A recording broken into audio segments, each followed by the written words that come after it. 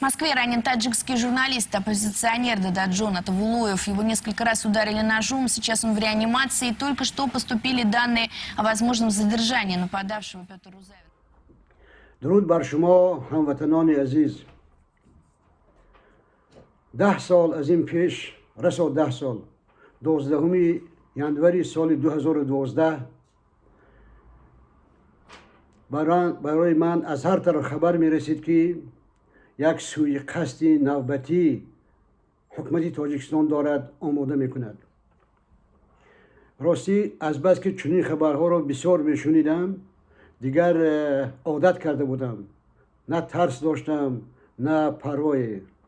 اما همان روز یک نفر تاجیک گشته و برگشته خواهش میکرد که همراه وی واخورم و جای واخوری و ساعت واخوری را هر زمان تغییر میداد.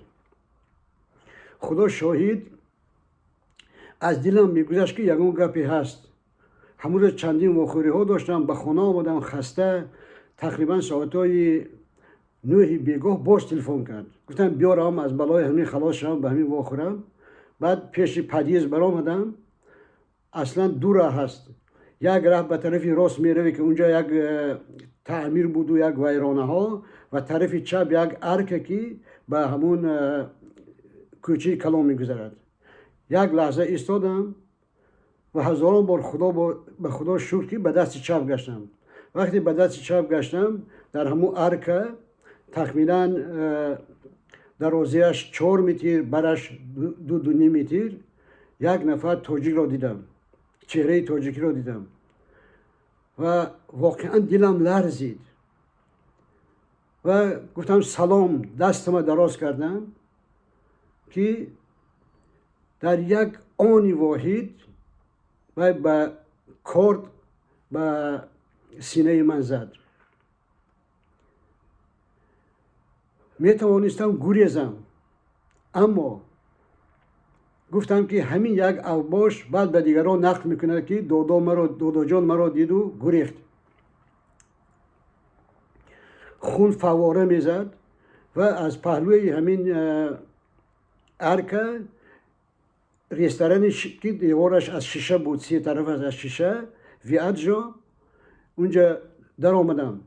از بس که این رستوران در پایان همین منزل من بود و بیشتری واخوری های در اونجا میگذن، پیش خدمت و رهبرای همین رستوران من میشناختن.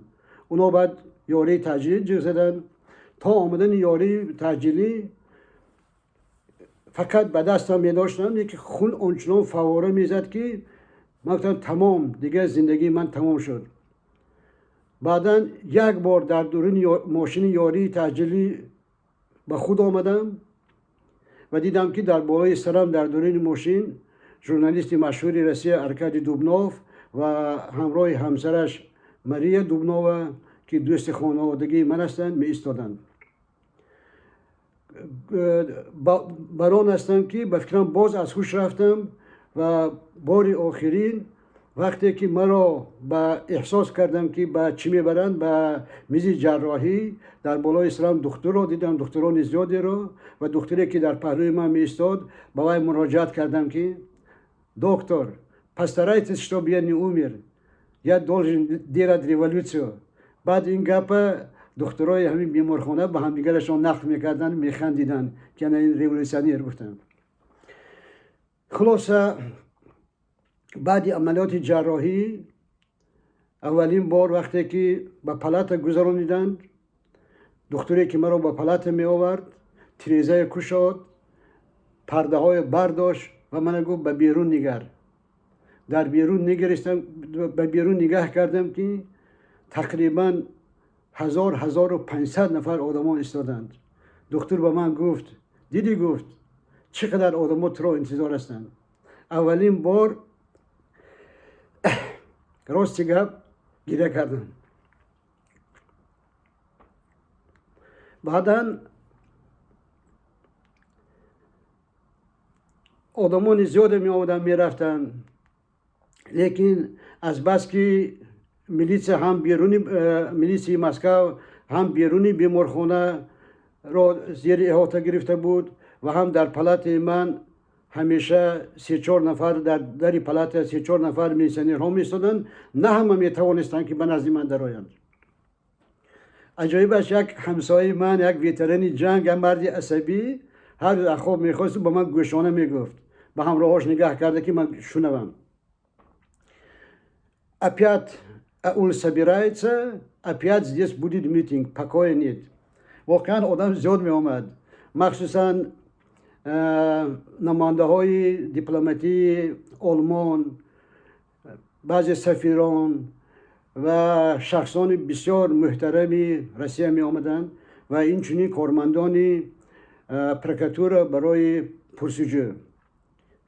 و بعدی از بیمارخانه برآمدن، وقتی که به خانه آمدم دوستا بسته روزنامه های نشان دادن که قریب تمام روزنامه های روسیه در این باره نوشته بودند و برای من یک چیز خوشبختی باعث خرسندی آن بود که همکسبانم در تاجیکستان هم ژورنالیستان تاجیکستان هم فرق ندارد، روزنامه های حکومتی یا خصوصی همشان مقاله گزارش های خوبی نوشته بودند.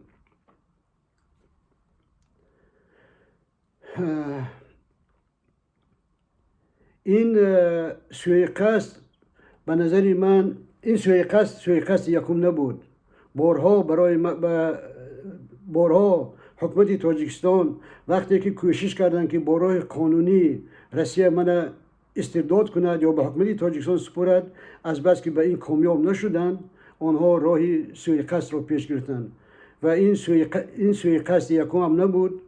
خدا خواهد انشاءالله زنده باشیم، یگان روز دیگر به تفصیل درباره چند سوءقصد اساسی که حکومت تاجیکستان تشکیل کرده بود به شما انشاءالله قصه میکنم. لیکن برای من یک چیز عجایب بود، یک حزبی مردودی به همه معلوم که حتی نامش را نمیخواهم به زبان بیارم، حتی نامردانه، خبیثانه، کثیفانه، شعورمخور و لبیک و خایمالهایش مقاله ها می نوشتن که به جان داداجان عطاولایف یگان سوءقصدی نبود. داداجان بله در بیمارخانه بود، اما او گرفتار اپندیسین یعنی کسری کوریده شده بود و خلاص. اینا امروز از اسلام میگویند، اینا از خدا میگویند، امروز اینا از پیغمبر میگویند، لیکن روی راست به یک نفری که در دمی مر بود، درباره یک نفری که بین مرد و زندگی قرار داشت تهمت میکنند و یگان نفری از آنها این را محکوم نمی کند. حتی آدمانی که به عیادت من آمده بودند یا که در بیمارخانه یا که بعد از بیمارخانه آزاد شدند.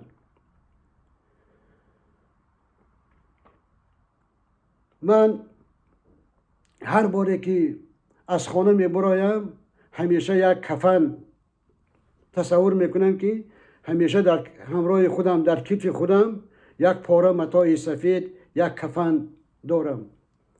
ولی من هیچگاه از راهم نگشتم، من هیچگاه به کسی خیانت نکردم، کسی را نفروختم.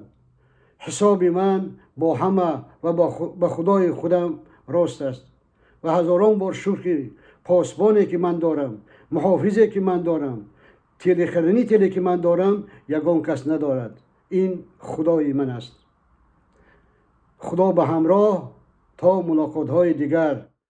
Несколько минут тому назад вот я зашел в Facebook, свою страничку, и написал такой статус на таджикском языке. درود بر همه عزیزان، هزاران تشکر برای همدردی و همدلی ها، برای دعاها، برای اشکها، برای انتظاری ها. من آمادم دلی را که پروردگار زنده بداشت پایاندازی برای هر یکی از شمایان بسازم. روز آفتابی، سویتید سالسه.